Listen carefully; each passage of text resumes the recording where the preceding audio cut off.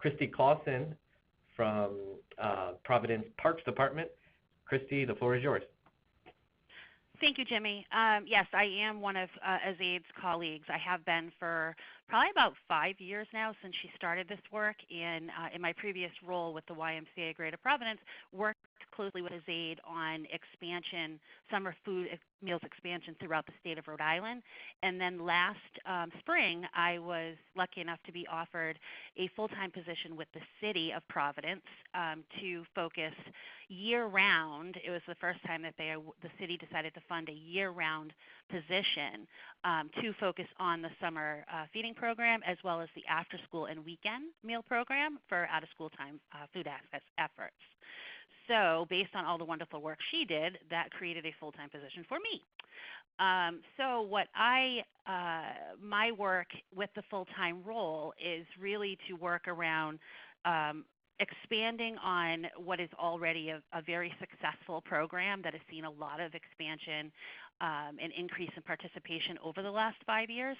So now what can we do to continue that success and to reach more children through the summertime? So this is just a program view of what Providence looks like. We have 24,000 school-age kids in 26 neighborhoods. We were currently serving Monday through Friday, so we served over 6,000 individual youth. And we were doing about 4,500 meals a day in the month of July of summer 2017.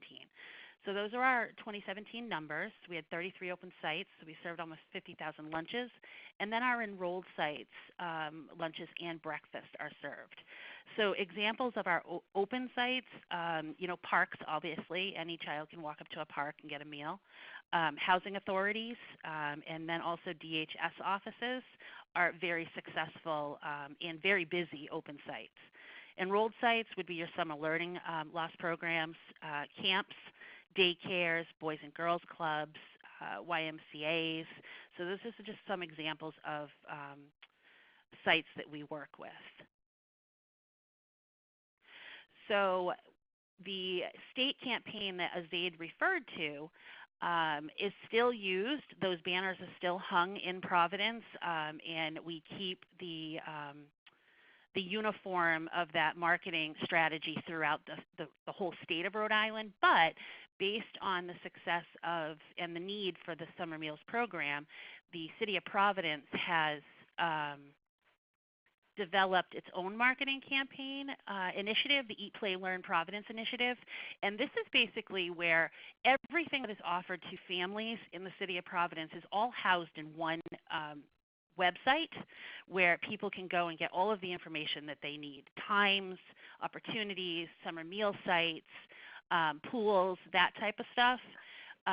So the Eat, Play, Learn program, it provides our children and teens with access to healthy foods, physical activity, creative engagement all summer, healthy activities mixed with education and employment opportunities.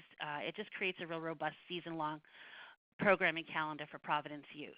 So the Eat, Play, Learn initiative is a partnership between the Mayor's Office, the Providence Healthy Communities Office, the Providence Parks Department, the Providence Recreation Department, Providence Department of Arts, Culture, and Tourism, and the Partnership for Providence Parks.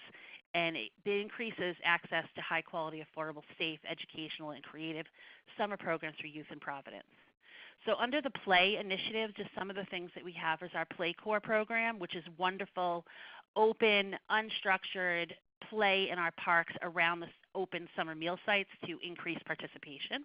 Y on the Move is more of the structured physical activity enrichment activities offered around the summer meals program. Rhode Island Community Food Bank, we use local universities that go out to our open sites as well and do taste tests and nutrition education with the kids. The water parks and pools, day camps, we have specialty camps. The city has a swim program at the city pools to offer swim lessons to urban kids. And then the Neighborhood Performing Arts Initiative to offer arts in the park, whether it be something as small as having someone strumming a guitar or setting up a stage. And then the Learn piece of the initiative is around the summer learning programs. So the city has committed to, with the Department of Education, there are 1,000 funded summer spots in different summer learning programs throughout the city. The Passport to Summer Learning is every K through 4th grade child gets a Passport to Summer Learning before they leave school in June, and then they track their reading throughout the summer at the community libraries, and it's highlighted when they come back to school in September. And then we also have the summer youth employment. There's over 1,000 youth employment opportunities for kids starting at 14 to 24 years old. The park's little libraries, those are in right now, probably, I don't have the number in front of me, probably about 10 parks, and they will be added to another 10 parks. So the little libraries are just lending libraries. And then also something that we're focusing on this summer is education in our community gardens at our open meal sites.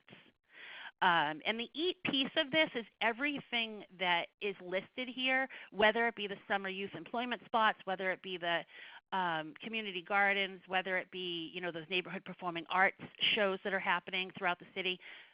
Summer meals are available at all of them. And having a full-time position dedicated to this throughout the off-season, I'm able to coordinate with these people and make sure that summer meals are also available there. So barriers in growth, when I think of a barrier, I think of an opportunity. And I wouldn't even think of this as a barrier, but we had so many community partners that when I was with the Y offering enrichment activities around the summer meals, I would see other enrichment activities happening from other local organizations, and they would pop up in the same park that I'm at. So when I came into this position, I eagerly did some outreach work and tried to get everyone all around the same table so that we could create a schedule of enrichment activities that complements each other rather than duplicating efforts at certain parks. One of the other things that I've had over the last year working on the inclement weather plan. When it rains, we all know that sometimes the kids don't eat. So all of the 9 community libraries are coming on as inclement weather sites this summer, and they're also going to be their own sites around their literacy programs for the summer. So this is the first year that we will be bringing in the libraries. Saturday meal service, so our pools are all open on Saturdays, yet we weren't serving meals. So working with our recreation department to make sure that we are feeding the kids on the weekends. The Party in the Park series, that is based on the Spike events. We've had a lot of success here in Providence of seeing the participation go up when we run our Spike events. So working with the Art, Culture, and Tourism Department for the city and the Partnership for Providence Parks, bringing in music and circus dynamics and just adding a little something more to the Spike events as they were. Food quality is something that we're always working on, open sites, and especially when you're pushing out 4,000 meals a day, sometimes quantity takes over quality. But last year was the first year that we started serving salads in our open sites. And packaging is something that we always look at. Happy Meals and Golden Tickets, this is something that was really successful for us last summer in working with our vendor. We turned our summer meal bags almost into like a Happy Meal where there was prizes inside them, just little tchotchke things like bracelets and whistles and stickers. Kids love stickers. And the Golden Tickets were we got Children's Museum passes and local zoo passes, and those were not for everyone, but they got dropped in as like the golden tickets if you got one of those. Hot meals. This is the first year that we will be serving hot meals. With someone full-time to be able to focus on this, I was able to switch over the cold dinners to hot dinners in our recreation centers these past few months. So we're going to continue that throughout the summer. So all of the recreation centers will be serving hot meals. And then the weekend backpack program, it's very active during the school year, but kind of takes a dip in the summertime. So last year I started at one site, a housing authority, and I started with just 20 backpacks. And in the off season, working with different food distributors, I've managed to bring in a sponsor that is going to sponsor 200 backpacks a week starting this summer. So I went from one site to 3 sites, went from 20 backpacks to 200, just by reaching out to local food distributors and letting them know about the low-hanging fruit that they can help with. And that's pretty much all I had for you. I wanted to give you an overview of where we are now and the things that I'm working on to build upon the foundation that the work of AZAID and the Healthy Communities Office and the summer lunch staff had already put in place for me. Thank you for listening.